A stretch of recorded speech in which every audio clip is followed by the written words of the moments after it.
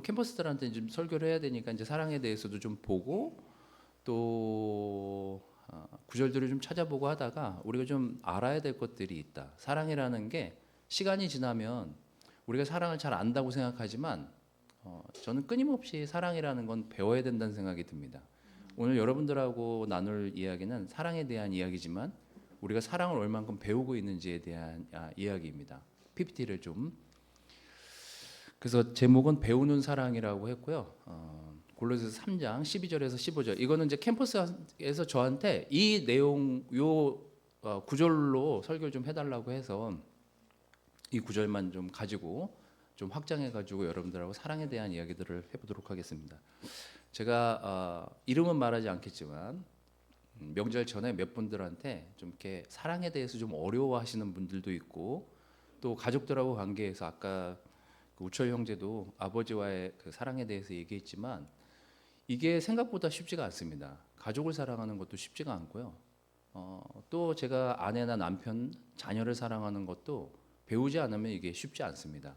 여러분들이 해보셔서 알겠지만 그래서 오늘 사랑에 대해서 여러분들이 좀 생각해보고 나는 어떤 사랑을 또 내가 사랑을 어떻게 사람들에게 이렇게 전달하고 있는지에 대한 이야기들을 한번 생각해 보시면 좋겠습니다. 골로새서 3장 12절에서 15절. 그래서 제가 숙제를 내줬더니 숙제를 해오신 분이 오늘 제가 아침에 팔로우를 했거든요. 그랬더니 반만 했다고 하더라고요. 그 정도로 어려운 거예요. 이게 가족한테 뭘 사랑한다는 게. 자, 같이 한번 읽어보도록 하겠습니다. 자, 시력이 다 좋으시죠? 저 뒤에 다 보이십니까? 네, 뒤에 분들의 입모양을 보도록 하겠습니다. 잘 읽고 계신지. 자, 시작.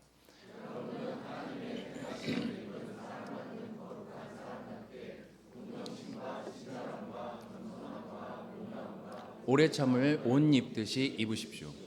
누가 누구에게 불평할 일이 있더라도 서로 용납하여 주고 서로 용서하여 주십시오. 주님께서 여러분을 용서하신 것과 같이 여러분도 서로 용서하십시오. 이 모든 것 위에 사랑을 더하십시오. 사랑은 완전하게 묶는 띠입니다. 그리스도의 평화가 여러분의 마음을 지배하게 하십시오. 고린도전서 13장하고 굉장히 비슷하지 않습니까?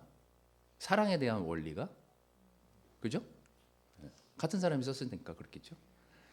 자, 우선 여러분들이 해야 될 첫 번째 생각은 12절에 이렇게 나오잖아요. 그러므로 여러분은 하나님의 택하심을 입은 사랑받는 거룩한 사람답게 이렇게 바울이 기록하고 있거든요.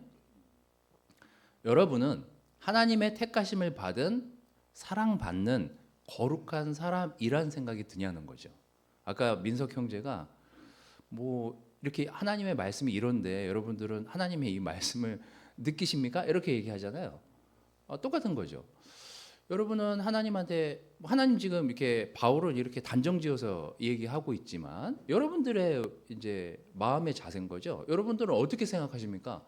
나는 하나님의 택하심을 입은 사랑받는 거룩한 사람이야. 라고 느끼셔요? 네, 이건 이제 느끼는 게 중요하죠. 이거를. 근데 나는 사랑받은 적이 없는 것 같고 난 사랑해 달라고 한 적도 없는데 난 사랑받고 있어 지금? 사랑받고 있는데 내 삶이 왜 이런 거야? 라면서 이 사랑받는 거에 대해서 좀 거부감이 있거나 사랑받는지도 모르고 있거나 사랑받는 것에 대한 느낌을 못 받고 있거나 이런 분들이 계시는 거죠. 이 안에도 있을 수 있습니다. 제가 그래서 캠퍼스들한테 물어봤어요. 사랑받는다고 느낄 때 뭐냐? 사랑받는다는 느낌을 받는다는 게 뭐냐? 라고 물어봤을 때 이 친구들이 이렇게 얘기했는데 하여튼 똑똑한 친구들이 거기 많다 보니까 정답을 거의 막 알아맞혔어요. 여러분 한번 여러분들이 사랑받는다고 느낄 때 그건 뭐냐? 사랑받는다고 느낄 때는 어떤 느낌을 받아요? 라고 물어봤을 때 여러분 한번 생각해 보시죠. 이게 다 캠퍼스들이 다 알아맞힌 얘기들이에요. 일단 그 사람하고 있으면 편안하다. 20대들이 한 얘기예요. 20대. 그리고 끊임없이 관심을 갖는다. 또 관심을 받고 있다라고 느낀다. 어떤 갈등이 있어도 그 갈등 안에서 잘 해결할 수 있다.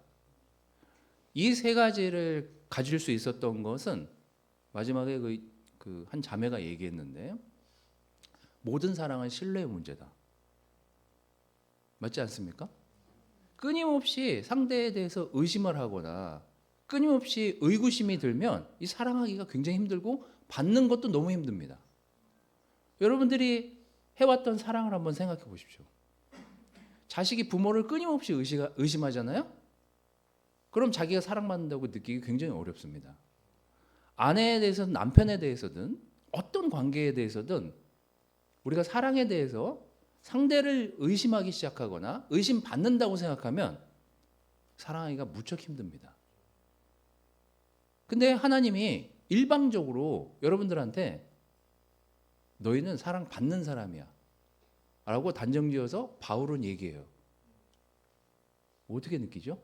근데 바울은 이 부분에 대해서 로마서에 제가 지난해에 너무나 이렇게 연말에 우리 수련하는 그 리더십 트레이닝 받는 형제들하고 자매들하고 또 말씀을 읽으면서 계속해서 제 마음에서 너무나 마음이 푸근해지는 그 느낌이 들었던 구절이 바로 이 로마서 8장에 나오는 롬 828. 여러분들도 너무 많이 외우고 계신 내용이지만 바울이 이 구절을 쓰면서 로마 교회에 쓰면서 한 얘기는 이거예요. 처음 구절이 이거예요. 나는 확신한대요.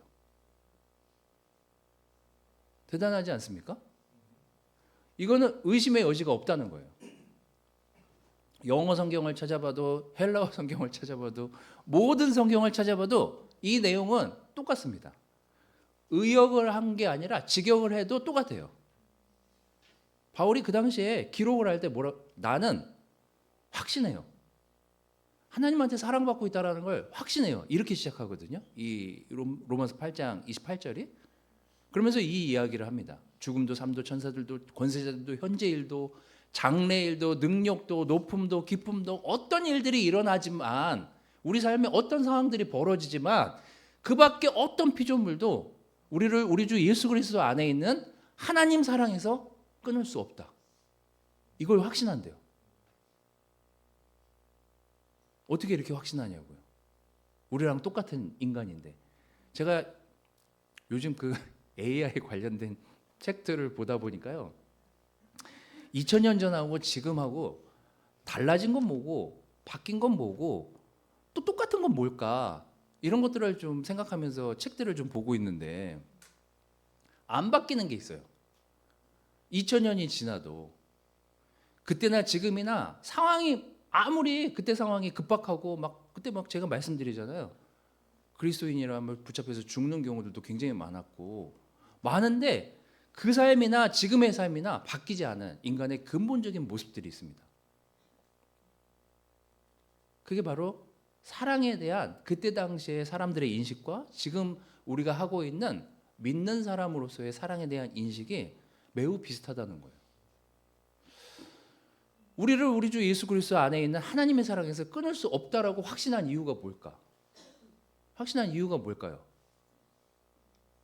하나님이 그렇게 확신을 주셨으니까요. 요한복음 15장 16절 우리가 요한복음 한참 봤는데 작년 말 연초에 이렇게 얘기해요. 이것도 하나님이 단정지어서 말씀을 통해서 이렇게 얘기하십니다. 예수님을 통해서. 너희가 나를 택한 게 아니다. 너희는 나를 택한 적이 없어. 누가 누굴 택한 거예요? 나와 아무 상관없이 하나님이 그냥 어느 날 갑자기 여러분들을 선택해요. 내가 너를 택하여 세웠어. 그것은 너희가 가서 열매를 맺고 그 열매가 언제나 남아있게 하려는 것이다. 그리해서 너희가 내 이름으로 아버지께 구하는 것은 무엇이든지 다 받게 하려고 내가 그냥 너희를 택한 거야. 여러분의 의지와 아무 상관이 없습니다. 나 안 믿어. 나 안 할래. 하고 싶지 않아. 난 믿고 싶지 않아. 따라가고 싶지 않아. 아무리 여러분들이 반발을 했어도 하나님이 어느 날 여러분들에게 난 널 사랑할 거야. 네가 뭐라고 하든 네가 어떤 상황이든 네가 어떤 변명을 하든 난 그냥 널 택해서 사랑할 거야. 이렇게 선택했어요. 여러분의 의지와 아무 상관이 없어요. 그래서 지금 여러분들이 나 지금 사랑받고 있다고? 날 사랑한다고? 왜 나야? 왜 날 사랑하려고 해? 이런 거 아무 상관이 없어요. 여러분들이 아무리 반문을 해도 하나님은 여러분들을 사랑하기로 결정하셨기 때문이에요. 그래서 그냥 여러분들이 지금 이 자리에 앉아서 하나님의 사랑이 왜? 뭐지? 라고 아무리 반문을 해도 여러분의 의지와 상관없이 하나님이 여러분들을 사랑하기로 결정하셨어요.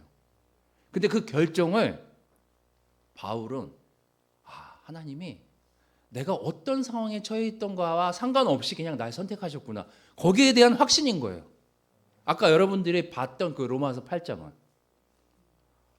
이게 내가 어떤 스테이터스에 있는 것과 상관없이 하나님이 날 받아들여 주셨구나. 내가 그래서 지금 이 자리에 있구나. 그래서 내가 지금 이 삶을 살아갈 수 있는 거구나. 그걸 이해한 다음에 바울은 로마에 편지를 보낼 때 저는 이제 확신합니다. 하나님이 우리를 선택하시고 우리를 사랑하셨다는 것을 난 그걸 믿습니다. 이렇게 얘기하는 거거든요. 갸우뚱 내가 사랑받고 있는 거 맞아? 그래서 여러분의 의지와 아무 상관이 없어요. 시간이 지나고 나서 지난 시간을 생각해 보면 내가 사랑받았구나. 이런 걸 느끼게 되는 경우들을 이제 받아들이게 됩니다. 캠퍼스들이 제가 이제 시작하면서 여러분 한번 여러분의 20대를 생각해 보십시오. 엊그제 같지 않아요? 생각해 보면 엊그제였던 것 같아요. 쟤네들 노는 거 보면 걔네들 막 대수롭지도 않은 거 같고 까르르 까고 놀고 뭐 되게 유치하게 노는 것 같은데 하여튼 재밌게 논단 말이죠. 저한테도 그 20대가 있었어요. 저도 엊그제 같아요. 애들 보면 얼굴만 변했지. 마음은 20대. 그런데 열심히 그 시간을 지나고 나서 그때를 생각해 보면 그때 몰랐던 것들이 지금 알게 되는 것들이 있잖아요. 그게 바로 사랑에 대한 얘기예요. 제가 와이프가 이제 그 상담 그 심리 이쪽을 지금 공부하고 있거든요. 이게 대학원에서 한 2년 동안 자기에 대한 것들을 누굴 연구할 사람이 없으니까 이제 자기를 연구하는데 한 2년의 시간을 보내요. 그걸 리포트를 엄청 써서 그런 그 강의들을 열심히 듣더라고요. 저도 이제 옆에서 강의 듣는 것들을 온라인으로 강의 듣는 것도 저도 이제 몇 번 옆에서 듣긴 했는데 이분이 이제 2년간 자기를 연구한 다음에 이제 연구할 상대를 찾다 보니까 이제 그 상대가 이제 제가 된 거죠. 어느 날 저한테 갑자기 차 안에서 이제 이런 질문하는 거예요.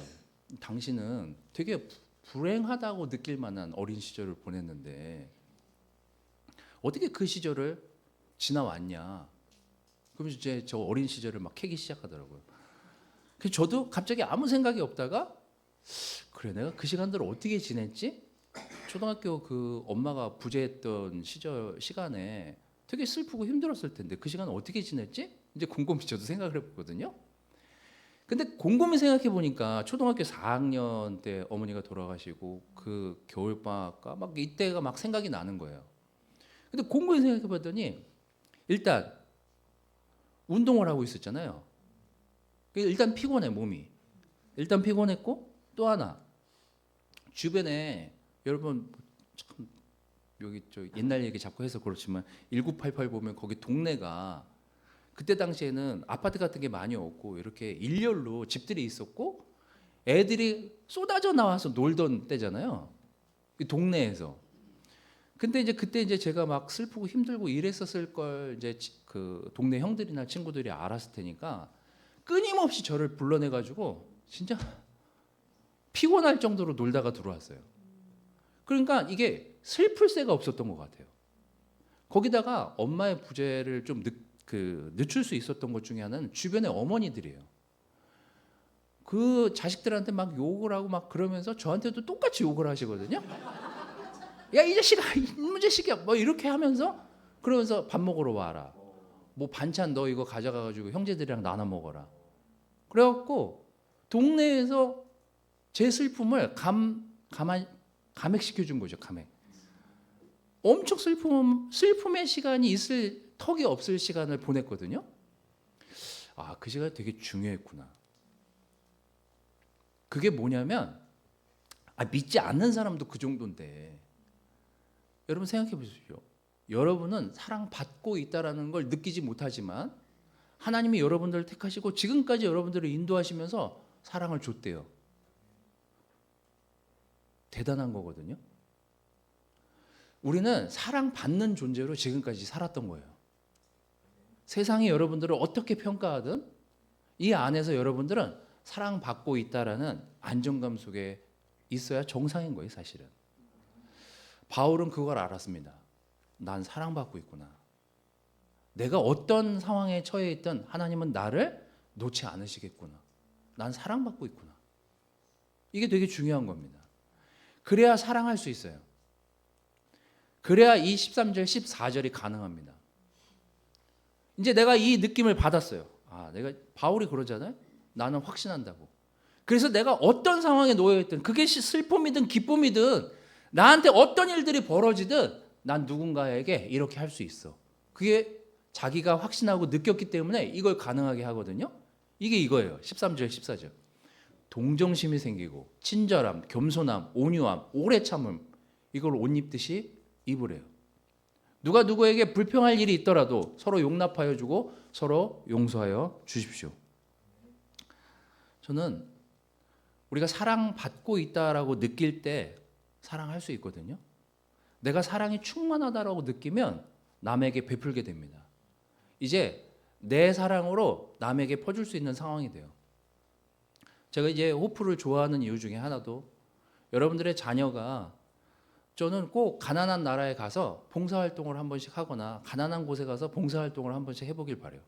우리 애들이 호프 활동 갔다 온 다음에 한 2주는 가더라고요. 갔다 와서 진짜 아빠 너무 감사해. 네팔에 갔다 온 저희 그 호프 거기 호프 학교가 있거든요. 호프에서 세운 학교가 있어요. 거기 갔다 오더니 한 집에 거기가 한 집에 그것도 한 5평 되는 집에 그래서 사진 찍은 걸 저도 봤는데 한 집에 3집이 살아요. 그리고 애들도 교복 우리가 예전에 그래서 교복 그거 비용 보내줬잖아요. 교복하라고. 그 조그만 집에 애들이 먹는 거라고는 같은 음식을 계속해서 반복적으로 먹고 있단 말이죠. 그런데도 너무 해피하게 살더래요. 피리를 가르쳐주면 피리 부는 걸로 너무나 좋아하고 그림을 그리면 그림 그리는 걸로 까르르 하고 그리고 애가 와가지고 자기가 너무 불평이 많았다. 물론 2주 뒤에 다시 불평을 하긴 했지만 누군가 나보다 더 가난하고 힘든 사람들을 돕고 그 사람들의 상황을 이렇게 들여다보고 그 사람들을 돕다 보면은요 내가 얼마나 사랑받고 있는 존재였던지를 알 수 있게 됩니다. 제가 생각을 많이 바꾸게 된 건 제가 누군가 저보다 더 힘들고 어려운 사람들을 돕고 그 사람들과 함께 있을 때 내가 이렇게 불평할 인생이 아니구나 이런 걸 알게 되거든요. 저는 여러분들 그룹 안에 좀 하나님의 사랑을 받은 사람들이라면 이런 걸 좀 해야 되지 않나. 동정심이 있어야 되고 친절함이 있어야 되고 겸손함이 있어야 되고 온유함도 우리 그룹에 있는 형제자매들한테 좀 할 수 있어야 되고. 근데 우리는 자꾸 거꾸로 해요. 가끔은 동정심도 주고 싶지 않고 친절하지도 않아. 너무 친해져서 그런지 모르겠어요. 겸손하지도 않고 막말하고 온유하지도 않고 오래 참지도 않아. 누구에게 불평할 일이 있으면 그때그때 불평을 해. 어쩌면 이게 우리가 가지고 있는 문제일 수도 있습니다. 저는 이게 하나님의 사랑을 받은 사람들이라면 바울의 말대로 저는 이런 태도로 누군가를 사랑할 수 있다면 여러분 바이블톡에 여러분 패밀리 그룹에 있는 형제자매들하고 이런 것들을 좀 훈련해야 되지 않을까 우리가. 이게 세상에서 할 수 없는 일 아닙니까? 그럼 이 안에서라도 우리끼리 해야 되는 거 아니에요? 저는 여러분들의 그룹에서 이런 것들을 좀 실천하고 여러분 가정에서부터라도 좀 실천을 해야 되는 그게 우리의 숙제가 돼야 되지 않을까. 저는 이렇게 생각이 듭니다. 또 하나 이 사랑만큼 사람을 끄는 힘이 없습니다. 제가 이제 아까 처음 서두에 여러분들에게 2000년 전하고 지금하고 사람이 바뀌지 않은 게 뭘까? 제가 챗GPT한테 물어봤거든요. 사람을 끄는 힘이 뭐야? 라고 물어봤어요. 제가 몇 개의 GPT가 많잖아요. 요즘 물어볼 만한 상대가 많잖아요. 몇 군데 물어봤어요. 공통적으로 3가지를 얘기합니다. 왜 안 넘어갈까요? 첫 번째, 그 어느 자리에 가든지 그 자리에 맞는 옷가짐을 해라. 결혼식장 갔는데 막 슬리퍼 신고 반바지 입고 막 이러고 오진 않잖아요. 네? 다 거기 갈 때 그 옷가짐을 해라.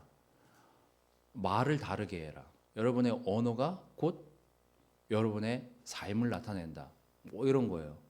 그다음에 태도를 뭐 아까 그 골로새서 나오는 구절 제가 말씀드렸잖아요. 그 정도만 한다면 사람들이 여러분들을 어떻게 인식하겠습니까?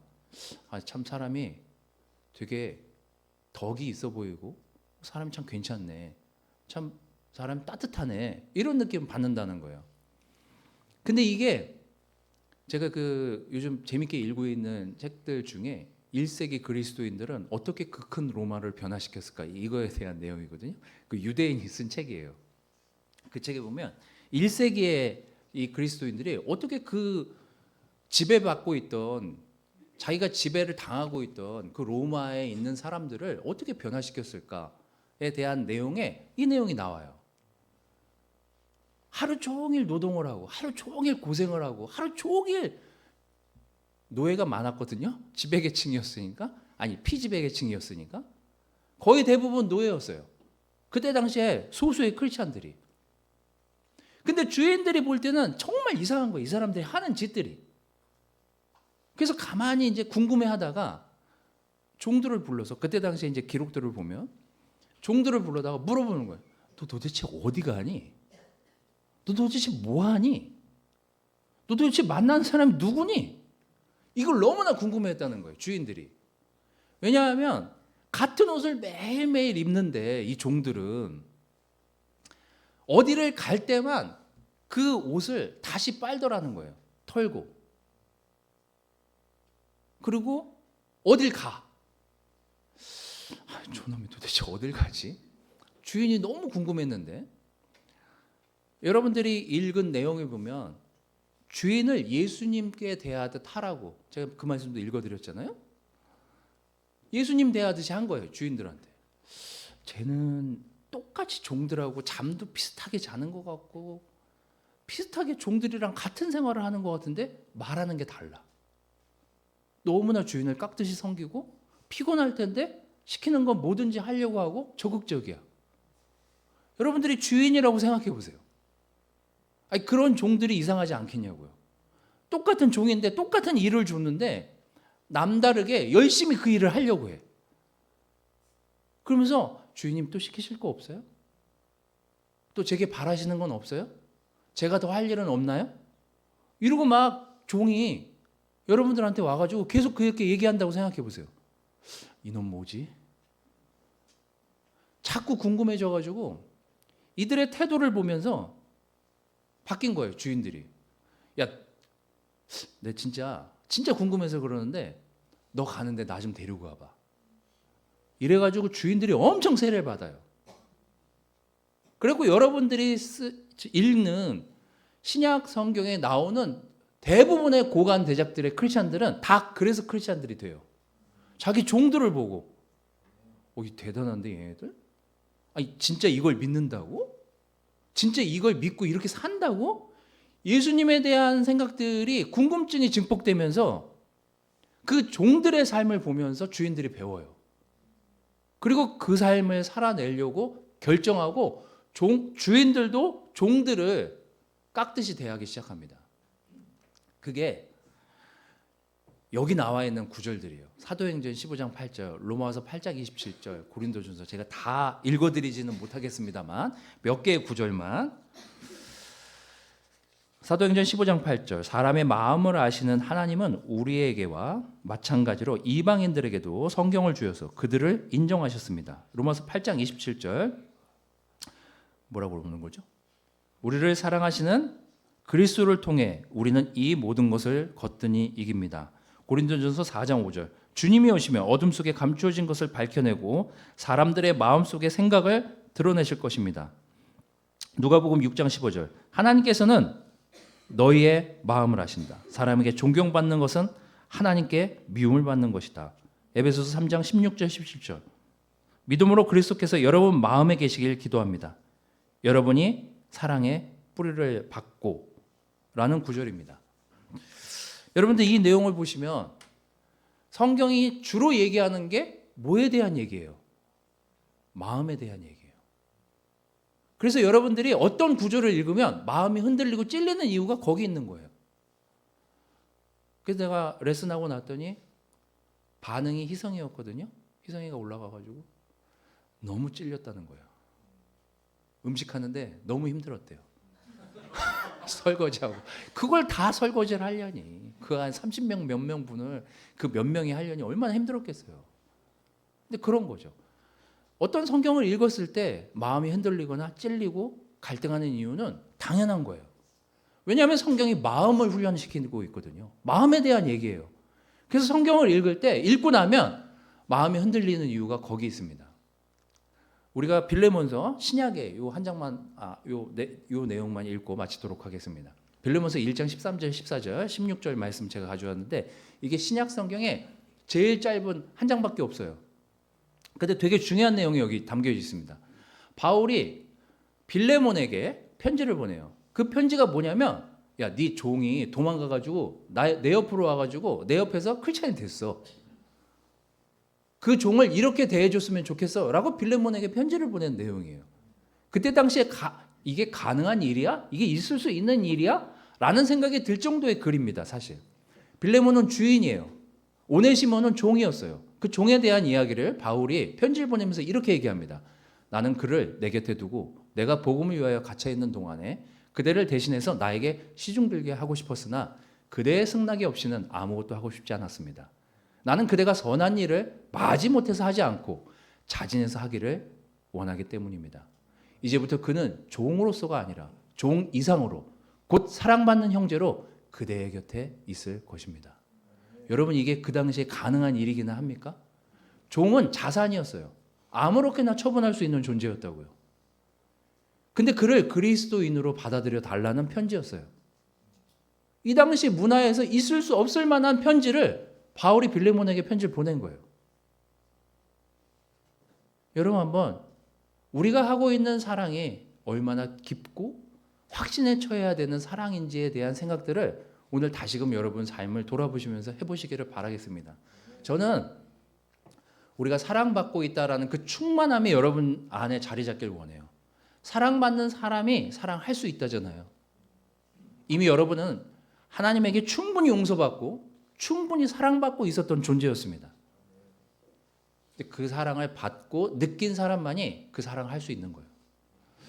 여러분들은 크리스천으로서 어떤 매력을 지녔습니까? 여러분들이 사회에 나가요. 여러분들이 주변 인물로부터 어떤 평가를 받는지 한번 들어보십시오. 믿는 놈이나 안 믿는 놈이나 똑같아. 이렇게 평가를 받고 있습니까? 아니면 저 사람이 믿는 건 뭔가 다른 것 같아. 저 사람이 살고 있는 저 삶은 뭔가 다른 것 같아. 도대체 뭘 믿고 있는 걸까? 뭘 따라 사는 걸까? 어떤 기준으로 살길래 저 사람의 삶은 저렇게 바뀌어져 있는 걸까? 그런 소리를 듣습니까? 그건 이제 여러분 나름대로 여러분 스스로를 보시면서 평가해 보시기를 바라요. 사랑은 하나님의 사랑을 받는 사람으로서 사랑을 줄 수도 있고 배울 수도 있고 할 수도 있는 그런 것들을 여러분들이 좀 알기를 바랍니다. 저는 그래서 캠퍼스들에게 너무나 미래가 있다는 생각이 들고 우리는 계속 훈련해야 돼요. 20대부터 그런 훈련을 한다는 건 정말 대단한 거라는 생각이 듭니다. 여러분들도 20대에 세례받은 사람들, 크리스찬들 이렇게 만나서 들어보십시오. 그 사람이 그 하나님께 받은 사랑을 하고 있지 않다면 헛배운 거예요. 다시 배우십시오. 근데 지금 여러분들이 그 일을 계속하고 있다면 그 일을 지속적으로 해보십시오. 주변에 분명히 여러분들은 하나님이 사랑하고 있는 사람이 맞구나 라는 이야기를 주변에 있는 사람들로부터 들을 거예요. 여러분 이제 2월이 거의 다 돼가고 있습니다. 이번 주가 2월 마지막 주더라고요. 오늘이. 벌써 다음 달이면 3월이에요. 시간이 얼마나 금방 가는지 아십니까? 사랑하기에도 부족한 시간이에요. 사랑을 여러분 그룹에 있는 사람들, 가족들, 여러분 주변 사람들하고 많이 훈련하고 베푸시는 그런 인생을 사시기를 바라겠습니다. 말씀을 마치도록 하겠습니다.